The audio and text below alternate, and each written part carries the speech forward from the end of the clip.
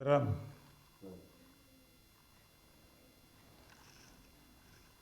देखो प्रश्न होए आ। प्रश्न की कहा कि हेतु मोक्ष को ज्ञान एक।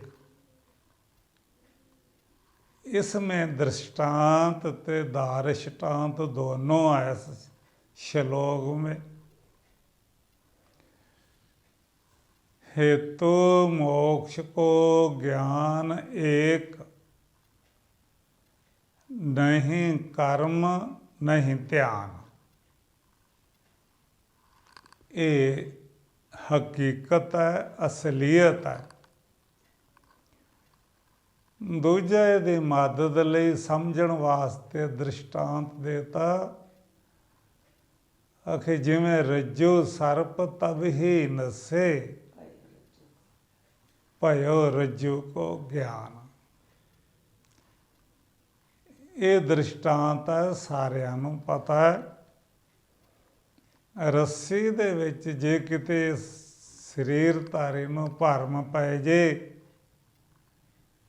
ਤਾਂ ਉੱਥੇ ਜੇ ਕੋਈ ਤੁਹਾਨੂੰ ਇਹ ਕਹੇ ਬਈ ਮੈਨੂੰ ਆ ਸ਼ੱਕ ਹੈ ਇਹਦੇ 'ਚ ਕੁਛ ਹੈ, ਅੰਥਾ ਗ੍ਰਹਿਣ ਹੋਣ ਲੱਗ ਜਾਂਦਾ ਹੈ ਬਈ ਐਂ ਲੱਗਦਾ ਸਰਪ ਹੈ। ਬਾਣੀ 'ਚ ਵੀ ਰਾਜ ਭੁਯੰਗ ਪ੍ਰਸੰਗ ਜੈਸੇ ਹੈ ਅਬ ਕੁਛ ਮਰਮ ਜਨਾਇਆ। ਗੁਰੂਆਂ ਨੇ ਵੀ ਰੱਜੂ ਤੇ ਸਰਪ ਦਾ ਹੀ ਦ੍ਰਿਸ਼ਟਾਂਤ ਦਿੱਤਾ ਜਾਦੇ। ਇਹ ਵੀ ਕਿਹਾ ਕਿ ਜੈਸੇ ਰੱਸੀ ਨੂੰ ਭੁੱਲ ਜੀਏ ਉਹ ਹੈ ਰੱਸੀ ਦਾ ਅਗਿਆਨ। ਵਿੱਚੋਂ ਉੱਠੀ ਭ੍ਰਾਂਤੀ, ਭ੍ਰਾਂਤੀ ਕਰਕੇ ਇਹਨੇ ਰੱਸੀ ਨੂੰ ਸਰਪ ਸਮਝ ਲਿਆ। ਦੂਜਾ ਆਇਆ, ਉਹਦੀ ਨਿਗਾਹ ਪਈ, ਉਹਨੇ ਆਖਿਆ ਨਹੀਂ ਐਂ ਜਿਵੇਂ ਧਰਤੀ 'ਚ ਕੋਈ ਤਰੇੜ ਆਈ ਹੈ। ਔਰ ਕਿਸੇ ਨੇ ਕਿਹਾ ਐਂ ਲੱਗਦਾ ਜਿਵੇਂ ਪਾਣੀ ਡੁੱਲਿਆ। ਮਤਲਬ ਵੀ ਕਈ ਤਰ੍ਹਾਂ ਦਾ ਉਹਦੇ 'ਚ ਪ੍ਰਤੀਤੀ ਹੋਈ। ਜਿਹਦੇ 'ਚ ਪ੍ਰਤੀਤੀ ਹੋਈ ਆ ਉਹਦਾ ਵਾਸਤਵਿਕ ਸਰੂਪ ਰੱਸੀ ਆ।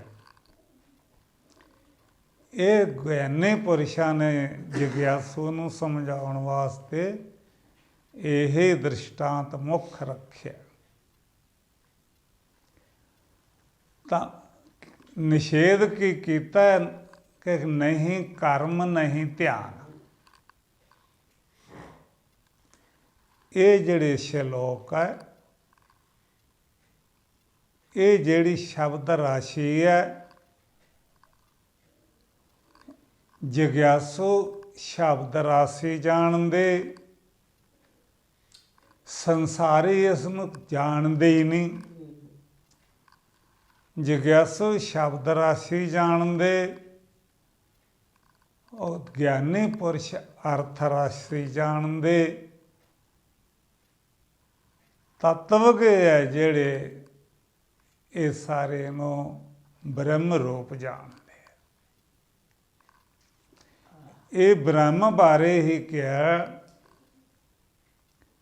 ਕਿ ਬ੍ਰਹਮ ਵਿਚਾਰ ਵਿਚਾਰੇ ਕੋਏ ਨਾਨਕ ਤਾਂ ਕੀ ਪਰਮਗਤ ਹੋਏ। ਅਪਗਤੀ ਗਤੀ ਪਰਮ ਗਤੀ।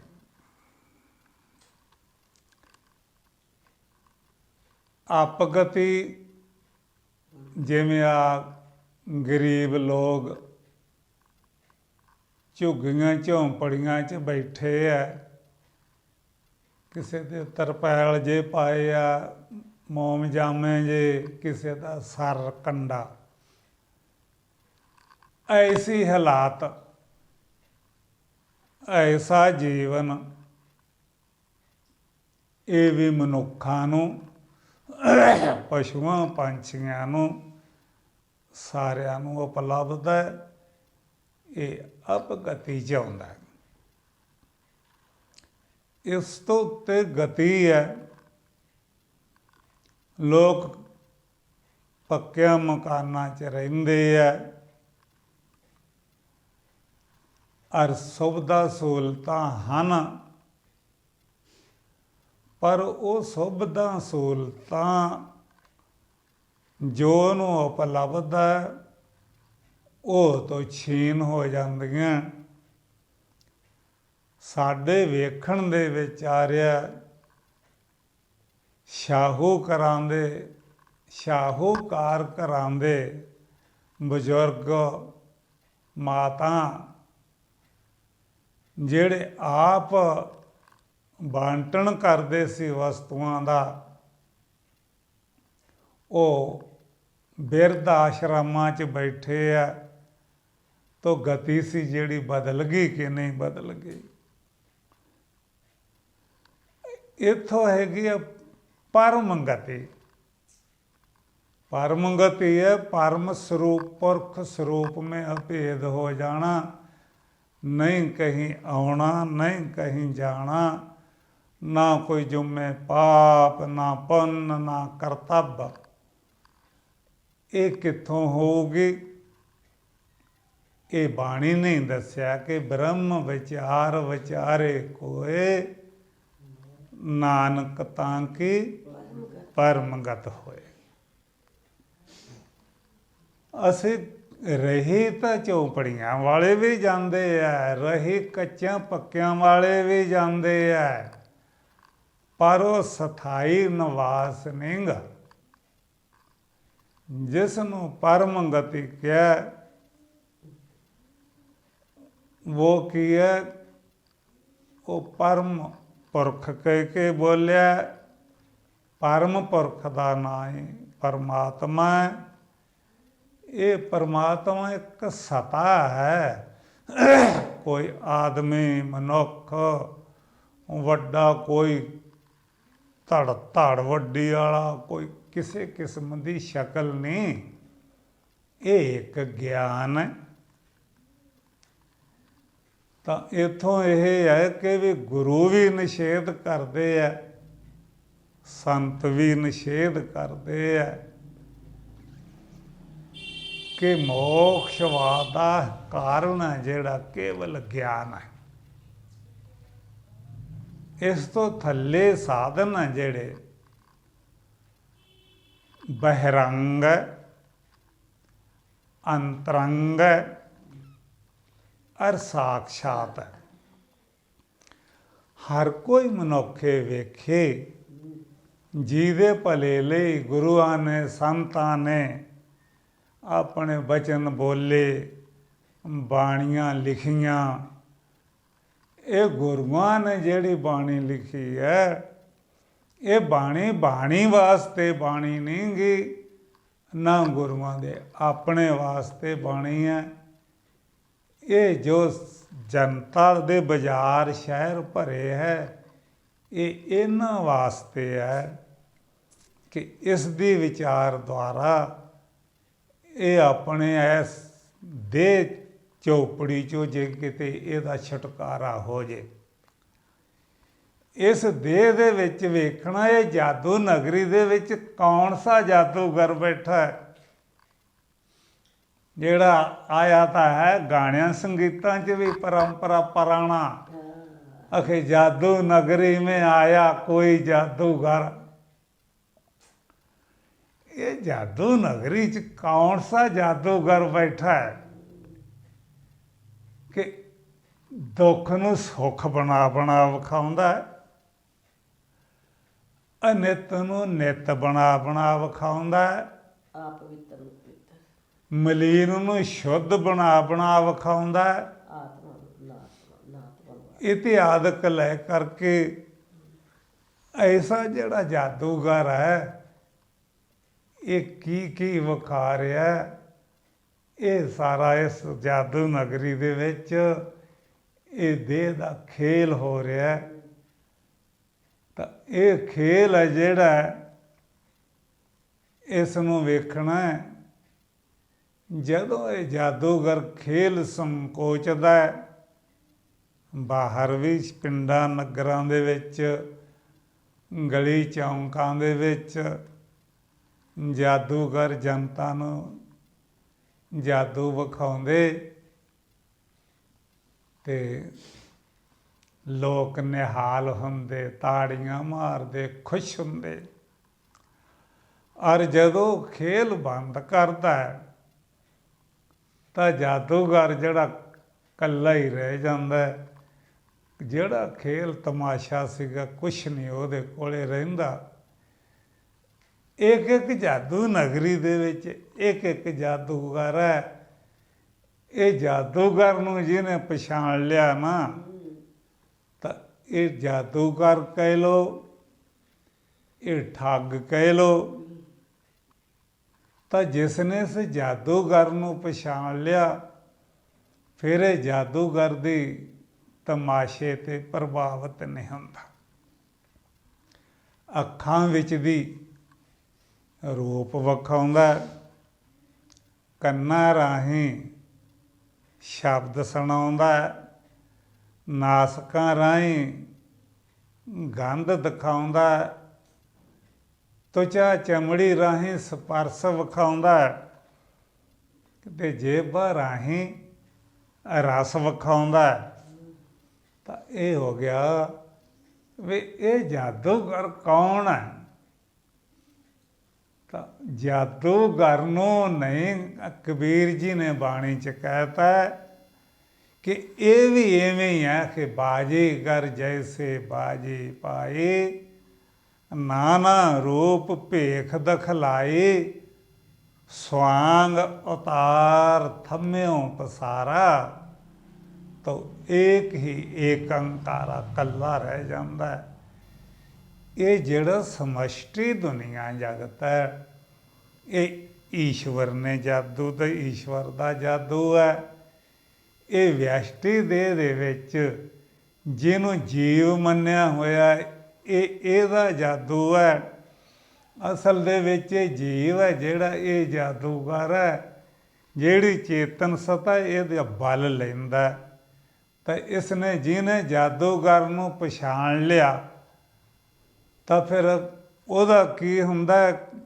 ਸੰਤ ਕਹਿੰਦੇ, ਕਹੋ ਕਬੀਰ ਬਾਜੀ ਜਗ ਭਾਈ।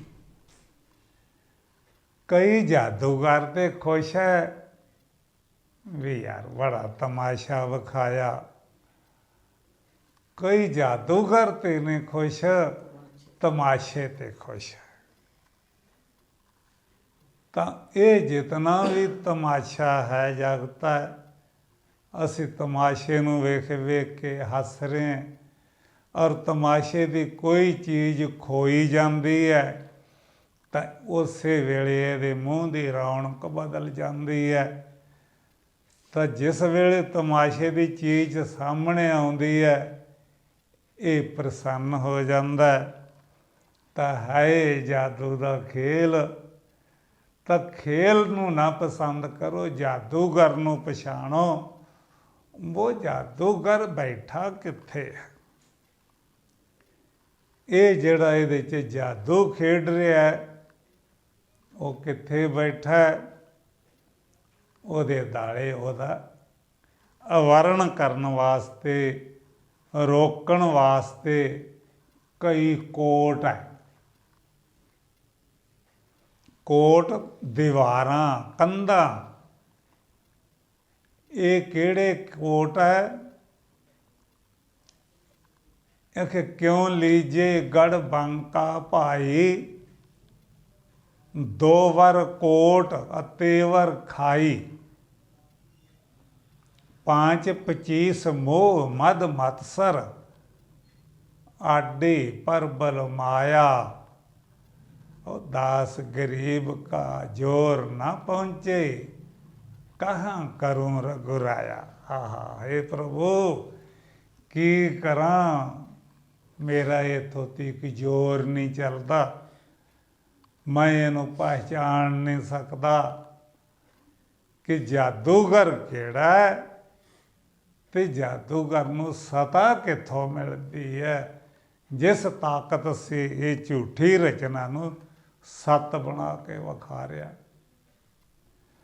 ਤਾਂ ਇੱਥੋਂ ਆ ਕਿ ਦੋ ਵਾਰ ਕੋਟ ਸ੍ਰੇਸ਼ਟ ਕੋਟ ਕਿਹੜੇ ਹੈ ਇਹ ਟੱਪਣ ਨਹੀਂ ਦਿੰਦੇ। ਇੱਕ ਤਾਂ ਸਥੂਲ ਸਰੀਰ ਦੀ ਮੋਟੀ ਕੰਧ ਹੈ, ਇੱਕ ਸੂਖਮ ਸਰੀਰ ਦੀ ਕੰਧ ਹੈ। ਇਹ ਦੀਵਾਰਾਂ ਜਿਹੜੀਆਂ ਹਨ ਇਹ ਮੈਨੂੰ ਅੱਗੇ ਨਹੀਂ ਲੰਘਣ ਦਿੰਦੀਆਂ। ਜੇਕਰ ਕਹੇ ਕਿ ਮੈਂ ਦੀਵਾਰਾਂ ਲੰਘ ਜਾ, ਅੱਛਾ ਪਹਿਲਾਂ ਲੰਘ ਕਿਵੇਂ ਲੰਘੇਗਾ? ਇਹ ਵੇਖ ਤੂੰ ਵੱਜ ਕਿੱਥੇ, ਇਹ ਦੀਵਾਰ ਦੇ ਉੱਤੇ ਰੁਕਾਵਟਾਂ ਕੀ ਲੱਗੀਆਂ। ਐਸ ਕੰਧ ਤੇ ਕਿਤਨੀਆਂ ਰੁਕਾਵਟਾਂ ਹੈ। ਤੂੰ ਵਿਚਾਰ, ਪ੍ਰਤੇਕ ਸਰੀਰਧਾਰੀ ਵਿਚਾਰੇ ਕਿ ਇਹ ਸਰੀਰ ਹੈ ਜਿਹੜਾ, ਇਹਦੇ 8 ਭਾਗ ਬਣਾਏ ਹੋਏ ਆ ਬਹੁਤ, ਪਰ 8 ਮੁੱਖ ਰੱਖੇ।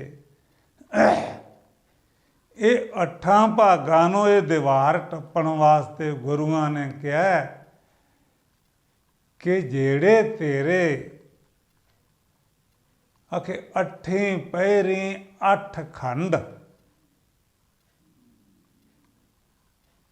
8 ਪਹਿਰੇ ਦੇ ਬਤੀਤ ਦੇ ਕਾਲ ਦੇ,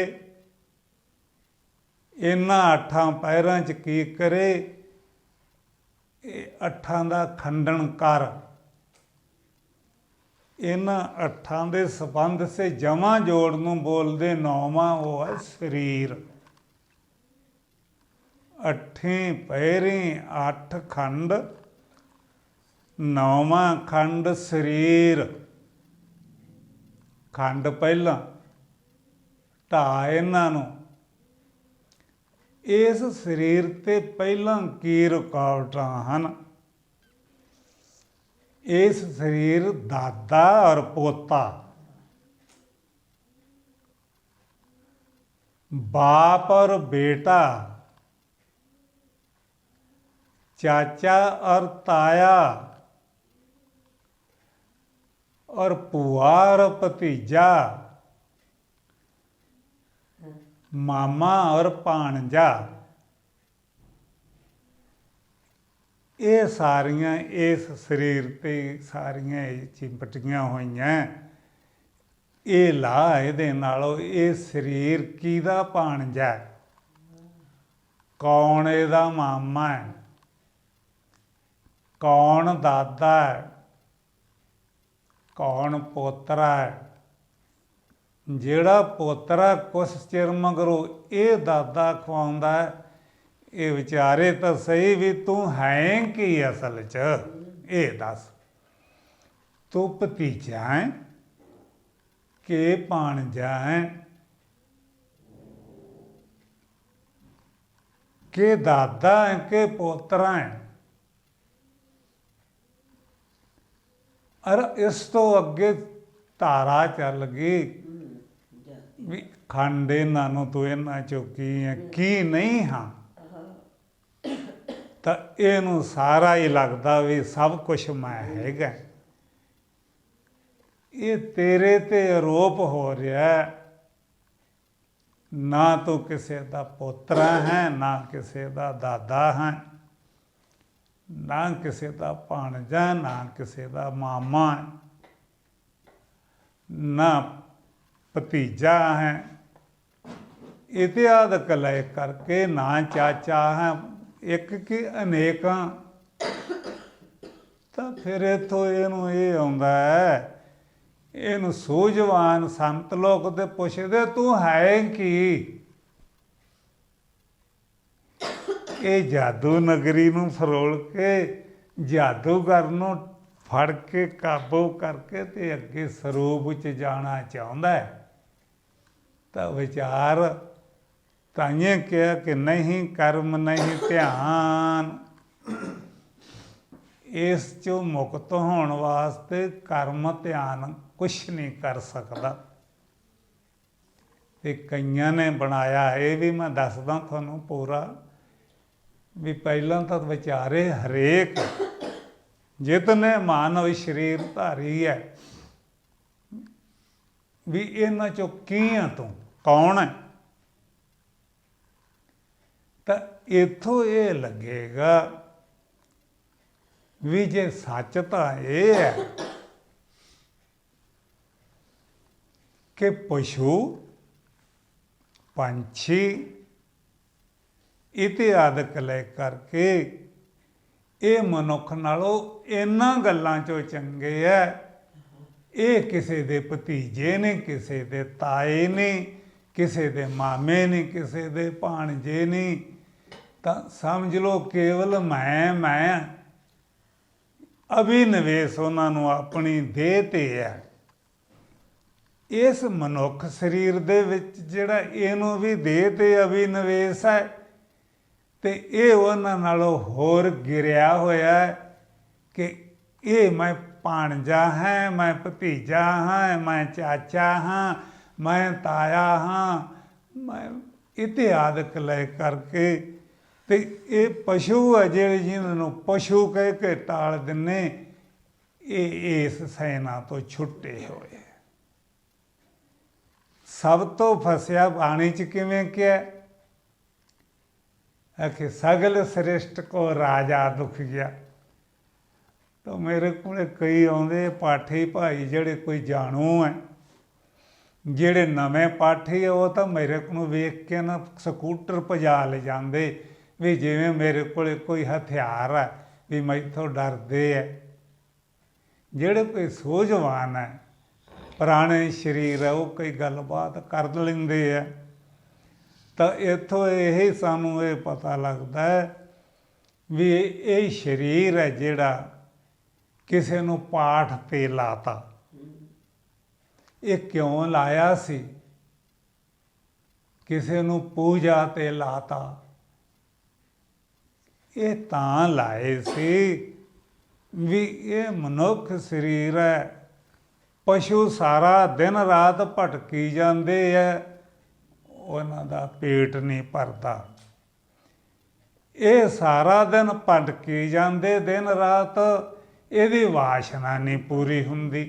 ਇਹਦੀ ਵਾਸ਼ਨਾ ਪੂਰੀ ਨਹੀਂ ਹੁੰਦੀ, ਉਹਦੇ ਪੇਟ ਦੀ ਪੂਰਤੀ ਨਹੀਂ ਹੁੰਦੀ, ਦੋਨੋਂ ਹੀ ਭਟਕੀ ਜਾਂਦੇ। ਅੱਜ ਤਾਈਂ ਕਿਸੇ ਮਨੁੱਖ ਨੇ ਇਹ ਸੰਕੇਤ ਬਣਾਇਆ ਵੀ ਅਗਰ ਮੇਰੇ ਕੋਲੇ 10 ਕਿੱਲੇ ਜ਼ਮੀਨ ਹੋ ਜੇ ਤਾਂ ਮੈਂ ਇੱਕ ਮਰਲਾ ਵੀ ਵੱਧ ਨਹੀਂ ਚਾਹੁੰਦਾ। ਇਹ ਕਿਸੇ ਨੇ ਨਿਯਮ ਬਣਾਇਆ ਵੀ ਜੇ ਮੇਰਾ ਸਰੀਰ 100 ਸਾਲ ਜਿਉਂਦਾ ਰਹੇ, ਮੈਂ ਇੱਕ ਪਲ ਵੀ ਵੱਧ ਨਹੀਂ ਜਿਉਣਾ ਚਾਹੁੰਦਾ। ਇਹ ਕਿਸੇ ਨੇ ਨਿਯਮ ਬਣਾਇਆ ਵੀ ਮੇਰੇ ਕੋਲੇ 10 ਲੱਖ ਰੁਪਈਆ ਹੋ ਜੇ ਨਾ, ਮੈਂ 1 ਰੁਪਈਆ ਵੀ ਉੱਤੇ ਨਹੀਂ ਚਾਹੁੰਦਾ। ਤੇ ਜੀਵਨ ਦਾ ਕੀ ਸੰਕੇਤ ਹੈ ਮਨੁੱਖ ਦਾ? ਗੁਰਦੁਆਰਿਆਂ ਦੇ ਵਿੱਚ ਇਹ ਨਿਯਮ ਬਣਾਇਆ ਵੀ ਜੇ ਇਸ ਗੁਰਦੁਆਰੇ ਨੂੰ ਸਾਲ ਦੀ 50,000 ਆਮਦਨ ਹੋ ਜੇ ਤਾਂ ਮੈਂ 51,000 ਨਹੀਂ ਚਾਹੁੰਦਾ, ਬਸ ਇਸੇ ਨਾਲ ਸਿਮਰ ਜੋ। ਤਾਂ ਫਿਰ ਜ਼ਿੰਦਗੀ ਦਾ ਕੋਈ ਲਕਸ਼ ਕੀ ਹੈ? ਬੇਮਰਿਆਦੀ। ਉਹ ਗਿਆਨੀ ਪੁਰਸ਼ਾਂ ਨੇ ਇਹਨੂੰ ਲਾਇਆ ਸੀ, ਓਏ ਪਾਠ ਪੜ੍ਹਿਆ ਕਰੋ, ਕੋਈ ਇਹ ਪਾਠ ਪੜੂਗਾ, ਇਹਦੇ ਸ਼ਲੋਕ ਸ਼ਬਦ ਨੂੰ ਕੋਈ ਉਕਸਤ ਕਰਨਗੇ ਵੀ ਮੈਂ ਕਿੱਧਰ ਨੂੰ ਜਾਣਾ ਹੈ। ਤਾਂ ਇਹਨੇ ਪਾਠ ਹੀ ਵਿਹਾਰ ਬਣਾ ਕੇ ਸ਼ੁਰੂ ਕਰ ਲਿਆ। ਜਿਹੜੀ ਗੁਰਬਾਣੀ ਦਾ ਪਾਠ ਕਰਦੇ ਆ, ਉਸ ਗੁਰਬਾਣੀ ਦੀ ਆਗਿਆ ਕੀ ਹੈ ਇਹ ਤੋਂ ਲਓ। ਕਿਉਂਕਿ ਜਦੋਂ ਗੁਰਬਾਣੀ ਸਾਡਾ ਗੁਰੂ ਹੈ, ਇਹ ਤੋਂ ਆਗਿਆ ਮੰਗੋ ਕੀ ਆਦਾ? ਦੂਜਾ ਵਿਚਾਰਨਾ ਚਾਹੀਦਾ ਹੈ ਵੀ ਗੁਰੂ ਗ੍ਰੰਥ ਸਾਹਿਬ ਮਾਨਵ ਸ਼੍ਰੇਣੀ ਦਾ ਗੁਰੂ ਹੈ। ਅੱਧਿਆਂ ਨੇ ਤਾਂ ਕਬਜ਼ਾ ਕੀਤਾ ਅਲੱਗ ਬਾਤ ਹੈ, ਇਹ ਸਾਰੀ ਮਾਨਵ ਸ਼੍ਰੇਣੀ ਦਾ ਗੁਰੂ ਹੈ। ਗੁਰੂ ਆ ਕਿ ਸਾਰਿਆਂ ਨੂੰ ਇਹ ਤੋਂ ਗਿਆਨ ਮਿਲਦਾ ਹੈ। ਤਾਂ ਇਹ ਗੁਰੂ ਹੈ ਜਿਹੜਾ, ਇਹ ਵਿਚਾਰੋ ਕਿ ਅਸੀਂ ਗੁਰੂ ਦੇ ਅਧੀਨ ਜੀਵਨ ਬਤੀਤ ਕਰਕੇ ਕਿ ਗੁਰੂ ਸਾਡੇ ਹੁਕਮ ਅਨੁਸਾਰ ਚੱਲਦਾ। ਤਾਂ ਲੱਗਦਾ ਤਾਂ ਇਹ ਹੈ ਕਿ ਜਨਤਾ ਦਾ ਜਿਹੜੇ ਚੌਧਰੀ ਹੈ, ਪ੍ਰਬੰਧਕ ਹੈ, ਉਹਨਾਂ ਦਾ ਹੁਕਮ ਚੱਲਦਾ ਇਹਦੇ ਤੇ। ਇਹ ਗੁਰੂ ਦੇ ਹੁਕਮ ਅਨੁਸਾਰ ਕੋਈ ਵੇਲਾ। ਅਗਰ ਜੇ ਗੁਰੂ ਦੇ ਹੁਕਮ ਅਨੁਸਾਰ ਚੱਲਣਾ ਚਾਹੀਏ ਕਿ ਇਹਨੂੰ ਹੁਕਮ ਅਨੁਸਾਰ ਚਲਾਉਣੇ, ਅਸੀਂ ਹੁਕਮ ਮਨੁੱਖ ਕੱਢਦਾ। ਇਹ ਕਿਹਨੇ ਕੱਢਿਆ ਜੀ? ਇਹ ਕਮੇਟੀ ਦਾ ਹੁਕਮ। ਅੱਛਾ, ਕੀ ਕਮੇਟੀ ਦਾ ਹੁਕਮ ਹੈ? ਵੇ ਕੱਲ ਨੂੰ ਵਿਸ਼ਵਕਰਮਾ ਦਾ ਜਨਮ ਦਿਨ ਹੈ। ਅੱਛਾ ਠੀਕ ਹੈ ਭਾਈ, ਪਾਲਕੀਆਂ ਸਜਾ ਕੇ, ਟਰਾਲੀਆਂ ਸਜਾ ਕੇ, ਉੱਤੇ ਪਾਲਕੀ ਰੱਖ ਕੇ ਗੁਰੂ ਗ੍ਰੰਥ ਸਾਹਿਬ ਨੂੰ ਉਹਦੇ ਤੇ ਸਜਾ ਕੇ ਤੇ ਸ਼ਹਿਰ 'ਚ ਗੇੜਾ ਦੇਣਾ ਹੈ। ਅੱਛਾ, ਇਹ ਗੁਰੂ ਗ੍ਰੰਥ ਸਾਹਿਬ ਦਾ ਹੁਕਮ ਹੈ ਵੀ ਮੈਨੂੰ ਭਾਈ ਐਂ ਰੱਖ ਕੇ ਤੇ ਸ਼ਹਿਰ 'ਚ ਗੇੜਾ ਕਢਾਇਆ ਜੋ। ਤੇ ਫਿਰ ਕਿਹਦਾ ਹੁਕਮ ਹੈ ਇਹ ਜਿਹੜਾ ਗੁਰੂ ਗ੍ਰੰਥ ਨੂੰ, ਗੁਰੂ ਨੂੰ ਲਈ ਜਾਂਦੇ ਤੁਸੀਂ ਆਪਦੇ ਮੂਹਰੇ ਲਾ ਕੇ? ਇਹ ਨਹੀਂ, ਕਿਹੜੇ ਗੁਰੂ ਦੇ ਆਖੇ ਲੱਗਦੇ ਤੁਸੀਂ? ਉਹਨੇ ਤੁਹਾਨੂੰ ਪਾਠ ਆਖਿਆ, ਪਾਠ ਬਾਰੇ ਇਹ ਗੁਰੂ ਨੂੰ ਪੁੱਛੋ ਜੀ, ਗੁਰੂ ਜੀ ਮੈਨੂੰ ਪਾਠ ਬਾਰੇ ਕੀ ਤੁਹਾਡਾ ਹੁਕਮ ਹੈ? ਤਾਂ ਉਹਨਾਂ ਨੇ ਫਿਰ ਜਨਤਾ ਦਾ, ਪਾਠੀਆਂ ਦਾ ਸਮਾਂ ਜਿਹੜਾ ਲੱਗਿਆ ਇੱਧਰ ਖੋਜਿਆ, ਵਿੱਚ ਕੁਛ ਨਹੀਂ ਪੜ੍ਹਿਆ, ਉਹਦੇ ਬਾਰੇ ਬੋਲਦੇ ਆ ਗੁਰੂ ਗ੍ਰੰਥ ਸਾਹਿਬ। ਕੀ ਆਖੇ? ਪਾਠ ਪੜ੍ਹਿਓ ਅਰ ਵੇਦ ਵਿਚਾਰਿਓ, ਨਿਵਲ ਭਯੰਗਮ ਸਾਧੇ। ਐਡਾ ਵੱਡਾ ਪਾਠ ਸਾਰਿਆਂ ਤੇ ਪਾਣੀ ਫੇਰਤਾ, ਜਿਨ੍ਹਾਂ ਤੇ ਲੋਕਾਂ ਨੇ ਅਣਜਾਣਾ ਨੂੰ ਉਲਝਾਇਆ ਸੀ। ਕੀ ਕਿਹਾ? ਆਖੇ ਪਾਠ ਪੜ੍ਹਿਓ ਅਰ ਵੇਦ ਵਿਚਾਰਿਓ, ਨਿਵਲ ਭਯੰਗਮ ਸਾਧੇ। ਪੰਜ ਜਨਾ ਸਿਉ ਸੰਗ ਨਾ ਛੁਟਕਿਓ, ਅਦਕ ਅਹੰ ਬੁੱਧ ਬਾਧੇ। ਤਾਂ ਗੁਰੂਆਂ ਨੇ ਕਿਹਾ ਪਿਆਰੇ ਇਹਨ ਬਿਦ ਮਿਲਣ ਨਾ ਜਾਏ, ਮੈਂ ਕੀਏ ਕਰਮ ਅਨੇਕਾ। ਤੇ ਫੇਰ ਕੀ ਹੋਊ? ਅਖੇ ਹਾਰ ਪਰੇ ਸੁਆਮੀ ਕੇ ਦੁਆਰੇ, ਦੀਜੈ ਬੁੱਧ ਵਿਵੇਕਾ। ਹੈ ਪ੍ਰਭੂ ਕੋਈ ਵਿਵੇਕ ਬੁੱਧੀ ਜਗਾਓ। ਇਹ ਪਾਠਾਂ ਪੂਜਾ 'ਚ ਕੁਛ ਨਹੀਂ ਪਿਆ, ਗੁਰੂਆਂ ਨੇ ਰੱਦ ਕਰਤੇ। ਕਿਸ ਦੇ ਹੁਕਮ ਨਾਲ ਚੱਲਦੇ ਆ ਫਿਰ? ਤਾਂ ਇੱਥੋਂ ਹੋਏਗਾ ਇਹ ਲੋਕਾਂ ਨੇ, ਲੋਕ ਭਾਸ਼ਾ ਆਉਂਦੀ ਹੈ। ਅਖੇ ਬੱਚੇ ਦਾ ਭੱਜ ਤੇ ਚੰਗੀਆਂ ਚੀਜ਼ਾਂ ਖਾ ਕੇ ਮਾਂ ਦਾ ਰੱਜ। ਗੁਰੂਆਂ ਦਾ ਬਹਾਨਾ ਨਾ, ਗੁਰੂਆਂ ਦਾ ਤੇ ਐਂ ਸ਼ਾਬਦੀ। ਇਹ ਸਹੀ ਨਹੀਂ ਗੱਲ, ਇਹ ਪ੍ਰਵਿਰਤੀ ਗਲਤ ਹੈ। ਗੁਰਬਾਣੀ ਸਾਨੂੰ ਹੋਰ ਵੀ ਹੈ, ਵੇਦ ਹੈ, वेदांत ਹੈ, ਉਪਨਿਸ਼ਦ ਹੈ, ਗੀਤਾ, ਭਾਗਵਤ, इतिहादक, कुरान, अंजील, तंबूर इतिहादक जितने हैं, बाइबल आदि ताई ये सारे मनुख नूं चंगा उपदेश देण वास्ते है। गुरु ग्रंथ ने तो सारियां सीमाएं ढातियां।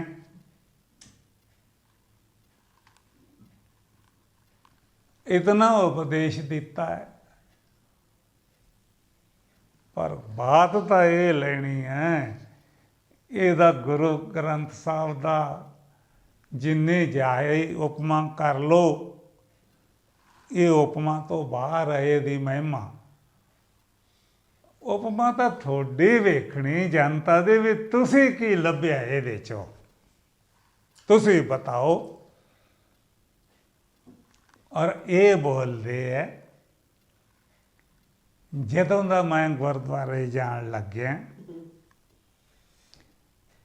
ਉਦੋਂ ਦਾ ਵੇਖ ਲਓ, ਦਿਹਾੜੀਦਾਰ ਕਹਿੰਦਾ ਕਦੇ ਦਿਹਾੜੀ ਨਹੀਂ ਟੁੱਟੀ, ਦੁਕਾਨਦਾਰ ਕਹਿੰਦਾ ਮੇਰਾ ਉਦੋਂ ਦਾ ਵਾਧਾ ਹੈ, ਕੰਮ 'ਚ ਬਰਕਤ ਹੈ।